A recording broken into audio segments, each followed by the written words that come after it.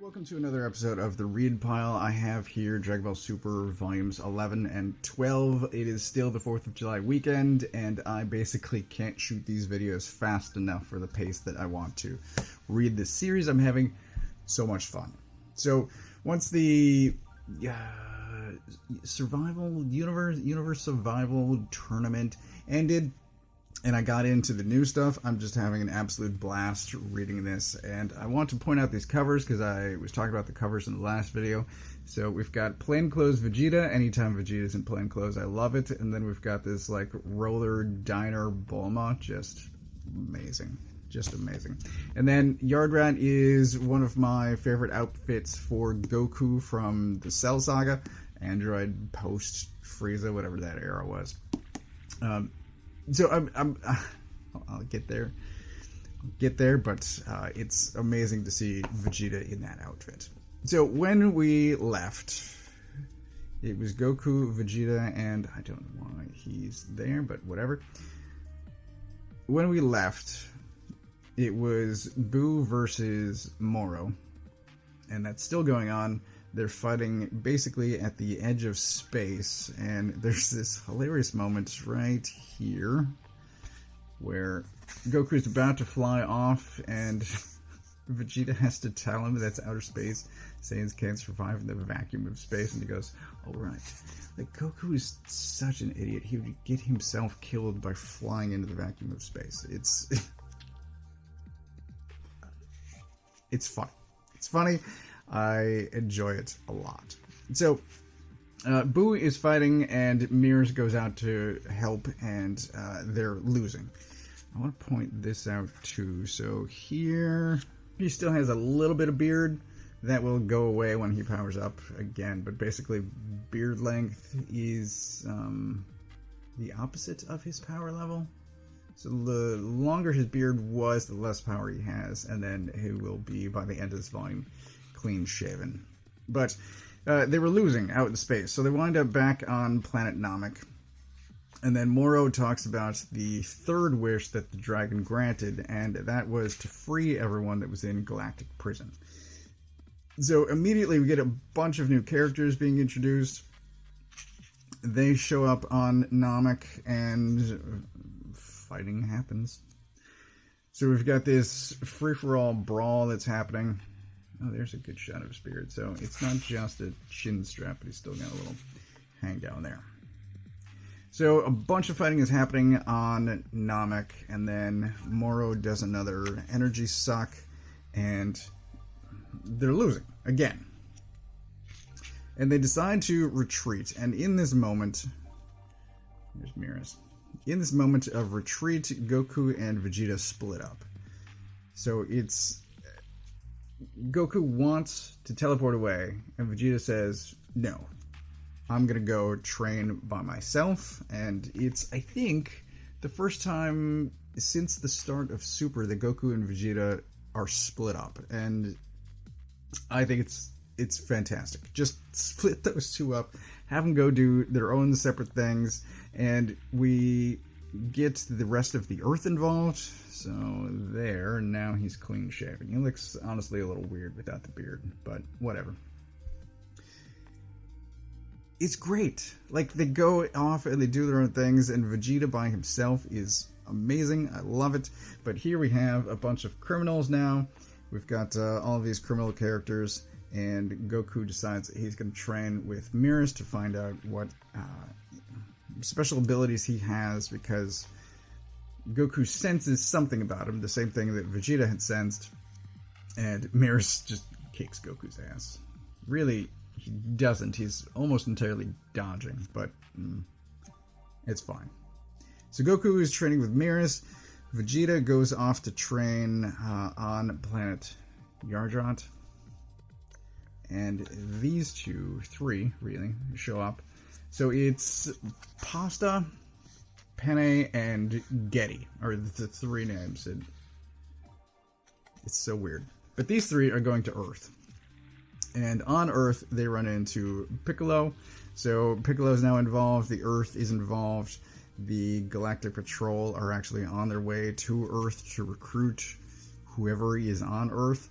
But all of this stuff I absolutely love. Just Vegeta on his own on an alien world. I love it. But also, we get to finally see what sort of Goku was doing when we didn't actually see him. So, after Namek explodes with Frieza on it, Goku is presumed dead for quite a while. Then Trunks shows up, Goku shows up, and we don't actually see what happened to him in that span of missing time. Now we're seeing what Vegeta's going through, and, you know, we get a sense of what Goku went through as well, that we never got to see. So, Piccolo winds up beating the Spaghetti Gang. It's not their name. It's close to Macaroni, but there's an E in there instead. Anyway, so the Galactic Patrol shows up. They're looking for the rest of the fighters, and it's really only Krillin that's there. It's funny. So these guys, this guy is the strongest of this crew, and the most fighting happens with them. But we get a sense of their abilities and kind of how cruel this guy is. I think they have a bunch of time, but instead that guy had learned a teleporting skill which eats up their travel time, and they just skip ahead to Earth instead of traveling for 10 days. So that's what happens, because Krillin was thinking that he had time to go train before these guys showed up. He did not. So they all split up. Fighting, one-on-one fighting really starts happening, and we get a cool fight.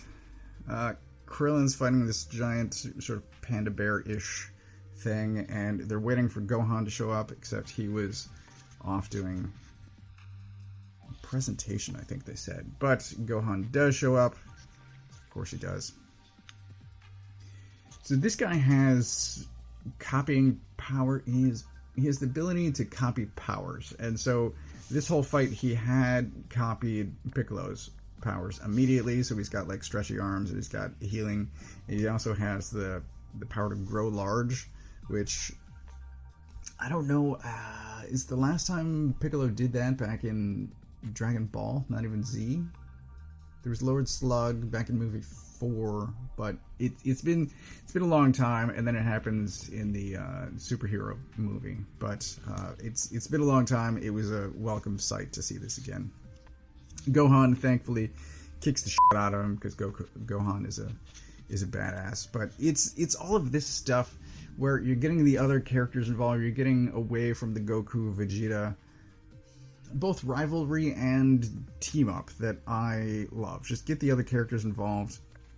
Separate Goku and Vegeta so that you can see them powering up on their own. You've got this guy who's basically a different Zarbon, and there's a glimpse of how much more powerful Vegeta has become during his time on Yardrat, and it's glorious. Loved it.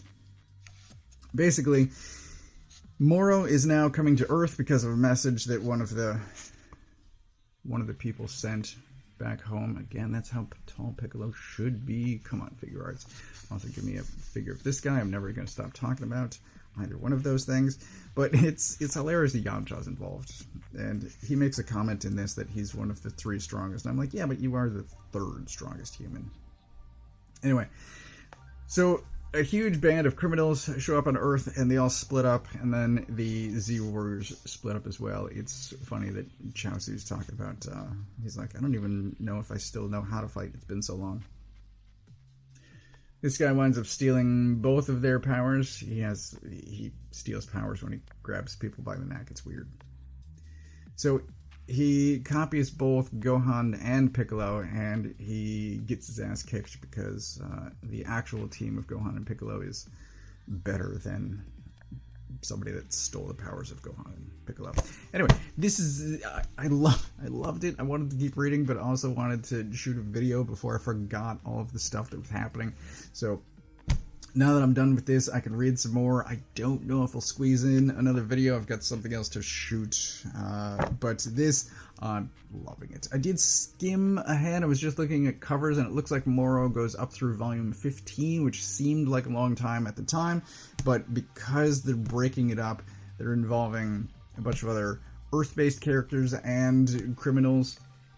There's a lot going on, there's a lot of moving pieces, and it's not getting stale at all. Boo is still asleep, or asleep again, so I imagine at some point Boo's going to wake up and get involved as well, but that hasn't, as of now, happened. But I'm looking forward to this. I've got, I guess, 3 volumes to go before the end of Moro, and I'm loving it.